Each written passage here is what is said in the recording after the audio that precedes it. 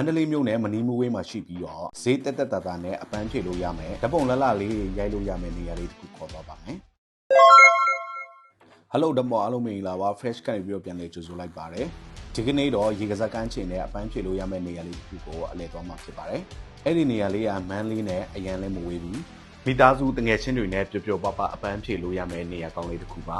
ဟုတ်ပါတယ်အဲ့ဒီနေရာကတော့ရွှေမင်္ဂလာပန်းဖြေစားဥယျာဉ်ပါ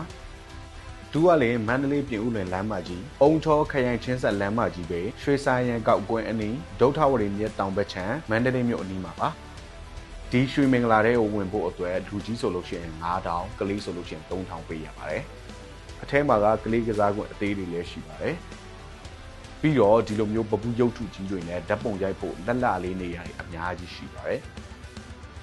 ခြံဝန်းကြီးကလည်းလုံးဝအကျယ်ကြီးပဲဒါပြီးတော့တစ်ပင်ပန်းပင်တွေကလည်းစိမ့်လန်းဆိုပြင်းနေတာပဲပြီးတော့ဒီလိုမျိုးရေပန်းလေးတွေရေတကွန်လေးတွေစမ်းချောင်းလေးတွေလည်းရှိပါတယ်သူကလေဝင်ကြီးပေးပြီးပြီဆိုလို့ရှိရင်တနေကုန်နေလို့ရတယ်မနေ့8နာရီလောက်ကနေပြီးတော့စားဖွင့်ပါပြီညနေပိုင်း6နာရီလောက်ထိရပါတယ်ဒီရွှေမင်္ဂလာရဲ့ထူးခြားချက်ကနေရာတိုင်းမှာဒီလိုမျိုးဘင်္ဂလိုလေးတွေစောက်ထားပေးတယ်အဲ့လိုဘင်္ဂလိုလေးတွေထဲမှာနေဖို့အတွက်ဆိုလို့ရှိရင်ပတ်စံထပ်ပြီးတော့ပေးစရာလည်းမလိုဘူးကိုယ့်ရဲ့စိတ်ကြိုက်အတိုင်းနေလို့ရပါတယ်ဒီခြံဝန်းထဲမှာနေရာတိုင်းလိုလိုမှာပပူးကျုပ်တုတွေအများကြီးနဲ့အလှဆင်ထားတာတကယ်ကိုသဘောကျစရာကောင်းပါတယ်ဒီနေရာလေးကမိသားစုတငယ်ချင်းတွေနဲ့ပျော်ပျော်ရွှင်ရွှင်ပျော်ပွဲစားထွက်လာဖို့အတွက်တကယ်ကိုကောင်းတဲ့နေရာလေးပါ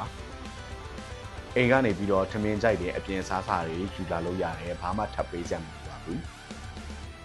ဒီရွှေမင်္ဂလာမှာကအခမ်းပွဲတွေမိတ်ဆုံစားပွဲတွေလုပ်ဖို့အတွက်လည်းနေရာလေးရှိပါတယ်ဒီထဲမှာကျွန်တော်ရဲ့အကြိုက်ဆုံးနေရာလေးကတော့ရေကစားလို့ရတဲ့ဒီနေရာလေးပါပဲ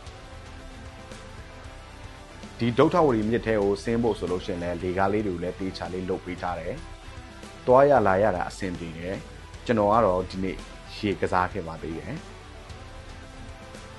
ဒါလေးကတော့မြစ်ထဲကနေပြီးတော့ရွှေမင်္ဂလာကိုမြင်ရတဲ့မြင်ကွင်းလေးပါ။အရန်ကိုလာတယ်နော်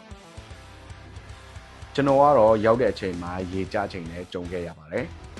။ရေတက်ချိန်နဲ့ကြုံရဆိုလို့ရှိရင်တော့ဒီလိုကမ်းနားတွေထိရောက်ပါတယ်။ကဲအခုတော့ရေတက်ဆင်းပါမယ်ရေလေးကလည်းအေးစိမ့်နေတာပါဒီလိုသဘာဝမြစ်ချောင်းထဲမှာရေစိမ့်တဲ့အရာတာလည်းတကယ်ကိုကောင်းတယ်ကဲကျွန်တော်ကတော့ဒီထဲမှာရေစိမ့်ပြီးတော့နေခဲ့ပါဦးနော်မန်းလေးအမျိုးတွေလဲပတ်ဖို့နေရရှာနေတယ်ဆိုလို့ရှိရင်တော့ဒီရွှေမင်္ဂလာကိုလဲပတ်ဖို့ညွှန်ပေးချင်ပါတယ်တကြံချိန်မှာလည်းလဲပတ်ဖို့ကောင်းမယ့်နေရာလေးပါ